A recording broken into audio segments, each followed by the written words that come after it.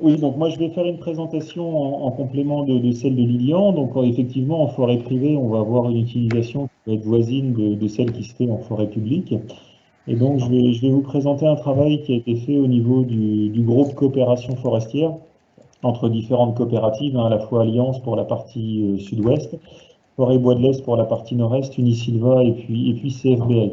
Donc l'idée, c'était de voir quelle utilisation on pouvait faire de Climessence pour obtenir une liste d'essences, des essences de production et puis des essences accessoires avec une approche changement climatique. Donc en fait, la problématique, c'était quelle sélection d'essences plus adaptée au climat de demain. Donc l'idée, c'est qu'on a eu une utilisation de Climessence croisée en fait avec différents outils. On s'est efforcé par grande sylvo-écorégion d'utiliser Climessence pour définir un certain nombre d'essences de production dans nos régions. Donc on a utilisé à la fois les fiches essences de Caravane qui décrivaient bien essence par essence les principales contraintes qu'on pouvait avoir en termes de climat, de sol, etc. Et puis la partie critères et interrogations croisées du module Climessence. Alors en fait, on s'est intéressé principalement à 4 critères. La résistance des essences adultes aux fortes sécheresses, mais on a voulu aussi se poser la question sur les potentiels débouchés en termes de bois, la disponibilité en termes de graines et puis les résistances au grand froid. Ça, c'est les principaux critères qu'on a utilisés.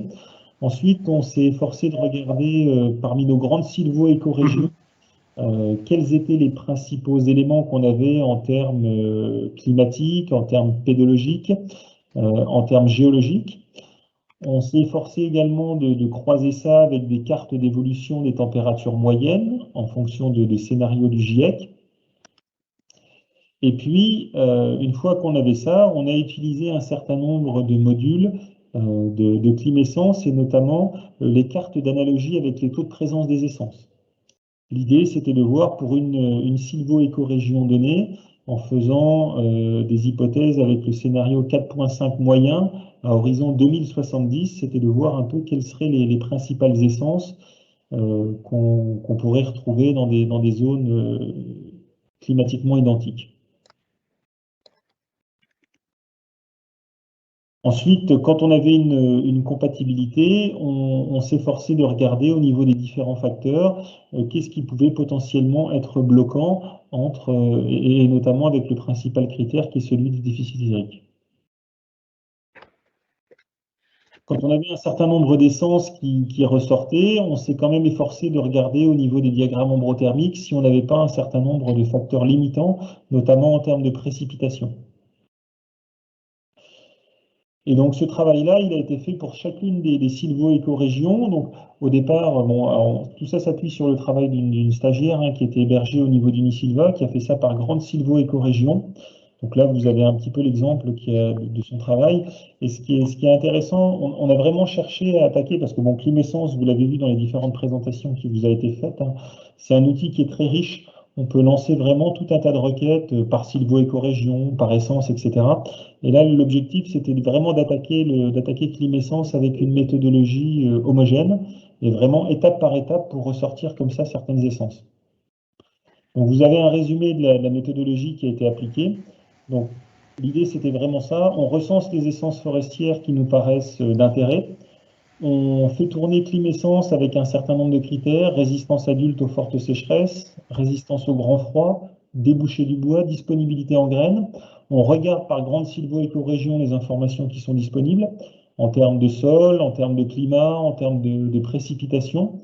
Et puis après, on attaque vraiment nos requêtes Climessence en regardant à la fois les cartes d'analogie des espèces, les cartes de compatibilité climatique, facteur par facteur, on vérifie avec les diagrammes ombrothermiques et on sort comme ça par grande sylvo-écorégion une liste à la fois pour les gestionnaires et pour les propriétaires d'essences de production conseillées. Donc voilà, ça c'était vraiment l'idée de ce travail et c'était ce qu'on voulait vous présenter aujourd'hui. Climessence est un outil très riche. On peut vite, en fonction des modules, lancer des requêtes par essence, par sylvo-écorégion, etc.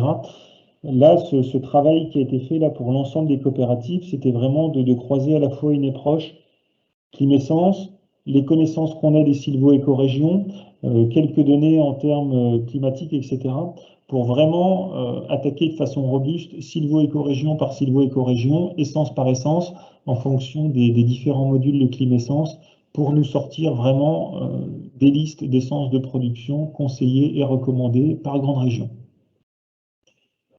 Donc voilà, c'est ce travail-là qui a été fait là par une stagiaire qui était à Unisilva, et donc c'était une façon aussi un peu complémentaire de l'utilisation qu'a pu vous présenter Lilian au niveau de l'ONF, pour sortir un peu une short list des essences par grande sylvo-écorégion, et c'est un des exemples de l'utilisation de climessence qu'on peut en faire au niveau des gestionnaires.